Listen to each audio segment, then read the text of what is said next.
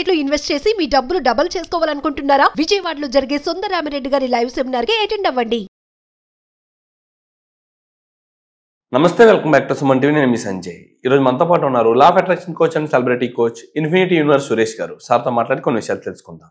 నమస్తే సార్. నమస్తే సంజయ్ గారు. సార్, మనం ధనవంతులు అవ్వాలి అంటే మన ఆలోచన విధానం ఎలా ఉండాలంటారు? మన ఎలాంటి పద్ధతులు పాటించాలి అంటారు లా ఆఫ్ అట్రాక్షన్ ప్రకారం? ఇక్కడ మనం ఉన్న స్థాయి నుంచి పెద్ద స్థాయికి వెళ్ళాలి, ఈ లైఫ్ మారాలి అనుకున్నప్పుడు దానికి అదే ఎలా మారుతుంది? ఊరికే ఏది రాదు. మారాలి అనే ఒక్క మాట ద్వారా దానికి అదే మారిపోదు. దానికి తగ్గ స్థాయి ఆలోచనలు ఎలా చేయాలి? ధనవంతులు అంటే ధనవంతులు ఎలా ఉన్నారు ఆల్రెడీ ప్రపంచంలో? వాళ్ళు ఎలా ధనవంతులు అయ్యారు? ఏం చేస్తే అయ్యారు? ఆ ధనవంతుల లక్షణాలు ఎలా ఉంటాయి? వాళ్ళు ఉదయం నుంచి రాత్రి దాకా ఎలాంటి ఆలోచనలు పాటిస్తారు? ఎలాంటి యాటిట్యూడ్తో ఉంటారు? ధనవంతులు ధనాన్నే చూస్తూ ఉంటారు. అంటే ఈ కంపెనీలో పెట్టుబడి పెట్టి మరో కంపెనీలో ఎలా పెట్టుబడి పెట్టాలా, లాభాలు ప్రాఫిట్లు చూస్తుంటారు డైలీ. సబ్ కాన్షియస్ మనసుకి ఏం చూపిస్తారు? ధనాన్ని ఒక ఉప్పెనలా చూపిస్తారు. అకౌంట్ లో 100 కోట్లు స్టేట్మెంట్ చూడడం, దాని నుంచి ట్రాన్స్ఫర్ చేయటం, మరొక దాంట్లో పెట్టుబడి పెట్టడం, దానికి ఎలా పెట్టుబడి పెట్టాలి, ఆ ప్రాఫిట్లు ఎలా వస్తాయి, అంటే లాభాలు ఎలా వస్తాయి, దాని నుంచి ఆ లాభాలను ఏం చేయాలని ఆలోచిస్తుంటారు. ధనవంతులు ఎలా అవ్వాలి? ధనాన్ని సబ్ కాన్షియస్ ఒక ఉప్పెనలా చూపించాలి పెద్ద మొత్తాల్లో. ఆ క్రియేటివిటీ రావాలంటే ఏం చేయాలి? ఈ లా ఆఫ్ అట్రాక్షన్ ఎలా పనిచేస్తుంది ధనవంతులు అవ్వాలంటే? ఆల్రెడీ లా ఆఫ్ అట్రాక్షన్ ఉపయోగించుకుని ఎవరయ్యారు? ఇండియాలో ఎవరయ్యారు? నిజంగా ఇది పనిచేస్తుందా? ధనవంతులు అవ్వచ్చా? ఖచ్చితంగా అవ్వచ్చు. ఎవరయ్యారు? అతిపెద్ద ప్రముఖ ధనవంతుడు మన ఇండియాలోనే చాలా మందికి తెలియని వ్యక్తి జిఎం రావు గారు. జిఎం రావు ఎయిర్పోర్ట్లు కట్టారు. ఇండియాలో 2 ఎయిర్పోర్ట్లు, పెద్ద పెద్ద ఎయిర్పోర్ట్లు. Shamshabad airport, Delhi Indira Gandhi international airport కట్టారు. ఆయన లా ఆఫ్ అట్రాక్షన్ పాటించారు. అది నేర్చుకున్న తర్వాతే ఆయన ₹1 చేతిలో లేకుండా విజువలైజేషన్ చేసుకుని 9 నెలల పాటు ఆయన దగ్గరికి విదేశీయులు వచ్చి పెట్టుబడి పెట్టారు. విదేశీయుల్ని ఈయన కాంటాక్ట్ చేయలేదు. లా ఆఫ్ అట్రాక్షన్ గురించి ఏం చెప్పారో ఆ ఇమాజినేషన్ లో ఆ ప్రాఫిట్ అంతా చూస్తూ ఆ ఎయిర్పోర్ట్ తను కడుతున్నట్టుగా, కంప్లీట్ అయిపోయినట్టుగా, అది ప్రపంచంలోనే అత్యంత గర్వించదగ్గ నంబర్ 1 ఎయిర్పోర్ట్ గా ఆలోచిస్తూ తన ఆలోచన క్రియేటివిటీని విజువలైజేషన్ లో చూశారు. దానికి ముందు ఆయన ఆస్తులు లేవు, ఆస్తులు పెట్టి లోన్ తీసుకోలేదు.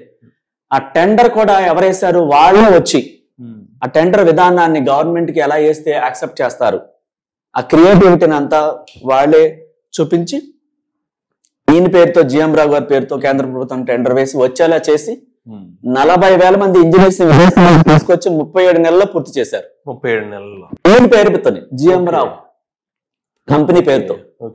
వాళ్ళు కేవలం పెట్టుబడిదారులుగా ఉన్నారు, పేరంతా ఈయనకి వచ్చింది. సో ఆ కోట్లాది రూపాయలు ప్రాఫిట్ మిగిల్చుకుని ఈయన మళ్ళీ ఇందిరాగాంధీ ఇంటర్నేషనల్ ఎయిర్పోర్ట్ కంప్లీట్ అయిన తర్వాత అది ప్రపంచంలోనే 200 దేశాల కంటే 200 ప్లేసుల్లో కట్టిన దానికంటే 4వ స్థానంలో ఉంది. అంత పేరు ప్రఖ్యాతులు వచ్చింది. అంత క్వాలిటీగా అంత అద్భుతంగా కట్టారు, అంత పేరు వచ్చింది. అది ప్రపంచంలోనే 200 ఎయిర్పోర్ట్లలో కంటే ఇది 4వ స్థానంలోకి వచ్చింది పేరు. సో దాని తర్వాత ఆ ప్రాఫిట్లతో కలిపి ఈయన హైదరాబాద్ లోని శంషాబాద్ ఎయిర్పోర్ట్ ఈయనకే టెండర్ వచ్చింది. ఈయన అది పూర్తి చేసింది కూడా ఈయనే రీసెంట్ గా. అయితే ఇలా ఎలా చేయగలిగారు? రిచ్ ఆలోచనలు చేయడం ద్వారానే. అంటే ఒక ధనవంతుడు అన్ని 100 కోట్లు పెట్టుబడి పెట్టి ఎలా ప్రాఫిట్లు పొందుతాడు? ఆ రిచ్నెస్ అంతా తన మనసులో, సబ్ కాన్షియస్ మనసులో పొదిగాడు, నాటడం అంటే ఎట్లాగా? ఒక రైతు పొలాన్ని పండించేటప్పుడు ఖాళీగా ఉంచితే ఏమన్నా వస్తుందా పంట? రాదు. దాన్ని ఏం చేస్తాడు? చదును చేసి ఏది నాటాలో ఒక్కొక్క ఏరియాలో ఒక్కొక్క రైతు ఒక్కొక్క ఐటమ్ వేస్తారు, ఒక్కొక్క వ్యవసాయం లాగా ఒక్కొక్క పంట వేస్తారు. ఆ పంట వేయకుండా పంటను ఆశిస్తూ వస్తుందా? అలాగే మన ఆలోచనలు, ధనవంతుడిగా ఉండే ఆలోచనలు చేయకుండా, ఆ స్థాయి ఆలోచన క్రియేట్ చేయకుండా ధనవంతుడు కావడం అసాధ్యం. ధనవంతుడు అనే ఆలోచనలు ఈ మనసులో కణాలు అన్నిట్లో కూడా నాటాలి, సబ్ కాన్షియస్ మనసులో నాటాలి. సో నువ్వు ధనవంతుడివి అన్న ఆలోచనలు విశ్వానికి పంపించేది ఎవరు? సబ్ కాన్షియస్ మనసు. ఆషామాషిగా రాదు. ఆ క్రియేటివిటీ శరీరం నుంచి మొత్తం ఒక గూస్ బాంబ్స్ లాగా రావాలి. ధనవంతుడి యాటిట్యూడ్ అంటే ఉదయం నుంచి సాయంత్రం దాకా ఏం చేస్తాడు, ఎలాంటి వ్యవహారాలు చేస్తాడు, ఏ కారులో వెళ్తాడు, ఏ పెద్ద హౌస్ లో ఉంటాడు, ఆ ధనానికి సంబంధించిన వ్యాపారంలో ఆ మెలకువలు ఎలా పాటిస్తాడు, అదంతా ఆ మనసులో అద్భుతంగా క్రియేట్ చేయాలి. అవసరమైతే ఒక క్రియేషన్ బుక్ లో తన గురించి రాసుకోవాలి. ఆ ధనవంతుడిని ఇట్లా అవుతున్నాను అయ్యాను. మనం క్రియేట్ చేసుకోకుండా డబ్బుని ఏ విధంగా క్రియేట్ చేస్తే ఆ స్థాయికి వెళ్తాము, అనేక వస్తువులు కొంటాం డబ్బుతో. ఆ రిచ్ స్థాయి ఆలోచనలు, ఆ డబ్బుతోనే రిచ్ని చూపించేది. అవును సార్. అసలు మనీ లేకుండా ఈ ప్రపంచంలో ఎవరు కూడా బతకలేరు. డబ్బే ఈ ప్రపంచాన్ని నడిపిస్తుంది. సో అలాంటి డబ్బుతో మనం ఏం కొంటాం? అవన్నీ కూడా మైండ్లోకి రావాలి. ఆ రిచ్ స్థాయి ఆలోచనలోకి రావాలంటే, ధనవంతులు అవ్వాలంటే మీ దగ్గర డబ్బు ఉందని ఎవరు తెలుస్తుంది? మీరు ఒక పెద్ద బంగ్లా కట్టినప్పుడు, దాని గృహప్రవేశం చేసినప్పుడు, ఆ స్థాయి పీపుల్స్ ని పిలిచినప్పుడు ఉట్టి డబ్బు చూపించరు కదా అందరికి. అవును సార్. చాలా పెద్ద మొత్తాల కోట్లు ఉంటాయి. ఎవరు చూపిస్తారు? మీరు అది ఎవరికి చూపించరు. ధనవంతులు ఎప్పుడు తెలుస్తుంది? మన దగ్గర ఆ ఆస్తులు, ఆ లగ్జరీ వస్తువులు మీరు క్రియేటివిటీగా బయట ప్రపంచానికి కనిపించినప్పుడు మీరు ధనవంతులు అని తెలుస్తుంది. ధనవంతులు తెలియాలంటే ఆ ధనానికి సంబంధించిన వస్తువులన్నీ కొనాలి. కంపెనీ పెట్టడం కూడా డబ్బుతోనే పెట్టాలి. వస్తువు కొన్నా, కారు కొన్నా, ఏది కొన్నా అప్పుడు ఆ రిచ్ వస్తువులు చూసిన తర్వాత ఇతను ధనవంతుడని ప్రజలు గుర్తిస్తారు. అవును సార్. ధనం చాలా ఉంది, అకౌంట్ లో వేల కోట్ల రూపాయలు ఉంది, ఎవరికి కనిపించదు. అది తెలీదు. తను అనుభవించుకోకుండా అదే బట్టలతో, పాత బట్టలతో ఉంటున్నాడు అనుకోండి, ఎట్లా తెలుస్తుంది ధనవంతుడని? ధనవంతుడని ప్రొజెక్ట్ చేసుకున్నప్పుడు, ఆ స్థాయి రిచ్నెస్ ని ప్రపంచంలో చూపించినప్పుడు, ఎంప్లాయ్మెంట్ ఇచ్చినప్పుడు, అతని ద్వారా ఇన్ని లక్షల మంది ఎంప్లాయ్మెంట్ తీసుకుని కొన్ని కుటుంబాలు బతుకుతున్నప్పుడు, ఈ కంపెనీ పలానా జిఎం రావు, పలానా పేరు బ్రాండ్ టాటా అని చెప్పేసి బ్రాండ్ కనిపిస్తా ఉంటే ఓకే, ఇది నెంబర్ 1. అంటే ధనవంతులు వీళ్ళు. ఆ స్థాయి ఆలోచనలను సబ్ కాన్షియస్ మనసులో పొదగాలి. అది ఎక్కడికి తీసుకెళ్తుంది? విశ్వంలోకి తీసుకెళ్తుంది. విశ్వం ఏం చేస్తుంది? ఈ ప్రపంచాన్ని మొత్తాన్ని చైతన్యపరుస్తుంది. ఇలా ధనవంతుడయ్యే అవకాశాలు తన దగ్గరికి వస్తాయి. విదేశీయులు వచ్చి ఎట్లా పెట్టుబడి పెట్టారు జిఎం రావు గారి దగ్గరికి వచ్చి, వాళ్ళే రాలేదు. తన ఆలోచనలను ఆ స్థాయిలో ప్రతిరోజు 9 నెలల పాటు ఆ రిచ్ ఆలోచన, ధనవంతుల ఆలోచనలు నింపినప్పుడు తను ధనవంతుడు అయినట్టు, ఆ ఎయిర్పోర్ట్ కడుతున్నట్టు, ఆ రిచ్ ఆలోచనలు చేస్తేనే జరిగింది. అది ఊరికే ధనవంతులు అవ్వాలంటే రాదు.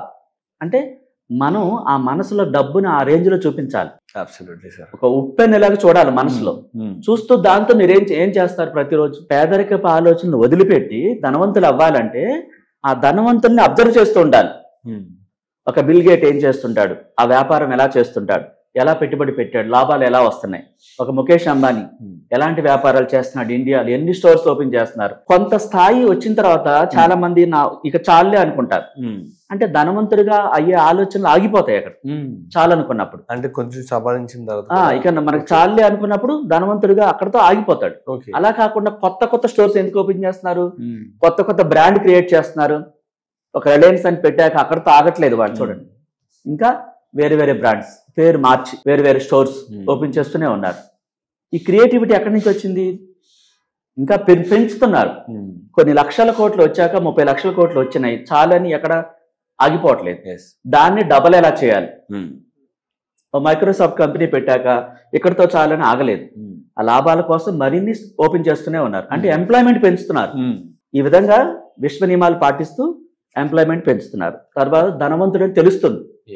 ఆ ఎంప్లాయీస్ లక్షల మంది ఏం చేస్తున్నారు? ఆ కంపెనీలు పనిచేస్తూ ఆ కంపెనీ బ్రాండ్ అని చెప్తూ ఉంటారు అవుట్ సైడ్. సార్, అండ్ ఈ ఆలోచనలన్నీ చేస్తే ధనవంతులుగా అవకాశాలు చాలా ఎక్కువ ఉంటాయి అంటారు. మన సబ్ కాన్షియస్ మైండ్ లో ఈ ధనవంతుల ఆలోచనలు, అంటే మనం ధనవంతులుగా ఉన్నట్టు మనం విజువలైజ్ చేయడం వల్ల, మెడిటేషన్ చేయడం వల్ల, ఇలాంటివి చేయడం వల్ల మనం ధనవంతులు అయ్యే అవకాశం ఉందండి. ధనవంతులుగా ఉన్నట్టు కాకుండా ధనవంతులుగా మీరు ఏం చేస్తున్నారో, ధనవంతులు అయితే ఏం చేస్తారు, ఆ క్రియేటివిటీని విషయంలోకి పంపించాలి. Absolutely sir. సార్, చాలా మంది అడుగుతున్నారు సార్, మీరు ఎలాంటి క్లాసెస్ ప్రొవైడ్ చేస్తున్నారు, అండ్ వన్ థింగ్ మీ దగ్గరికి సార్ని అప్రోచ్ అవ్వాలనుకుంటున్నాం అని అడుగుతున్నారు సార్. మీరు ఏ టైప్ ఆఫ్ క్లాసెస్ వాళ్ళకి అందిస్తున్నారు? మనం జనరల్ గా బేసిక్ నుంచి హై లెవెల్ దాకా క్లాసెస్ అన్ని ఉంటాయి. అంటే ఆ వ్యక్తికి ఉన్న సమస్యని బట్టి క్లాసెస్ ఉంటాయి. డైరెక్ట్ గా అప్రోచ్ అవ్వచ్చు, వీడియో కాల్ ద్వారా అప్రోచ్ అవ్వచ్చు, డైరెక్ట్ గా కూడా రావచ్చు. అంటే ఎవరికి ఏ సమస్య ఉందో దానికి తగ్గ క్లాసెస్ మనం కండక్ట్ చేస్తాం. డైరెక్ట్ గా మీట్ అయ్యే అవకాశం కూడా కల్పిస్తున్నాం. మనం ఆ వీడియోలో నెంబర్ రోల్ అవుతుంది కదా, దాంట్లో కాంటాక్ట్ చేస్తే, ఆ నెంబర్లో కాంటాక్ట్ చేస్తే మనం వాళ్ళకున్న సమస్య దాన్ని తెలుసుకుని సొల్యూషన్ ఇవ్వడం జరుగుతుంది. Absolutely sir. Thank you sir. Thank you. Most welcome.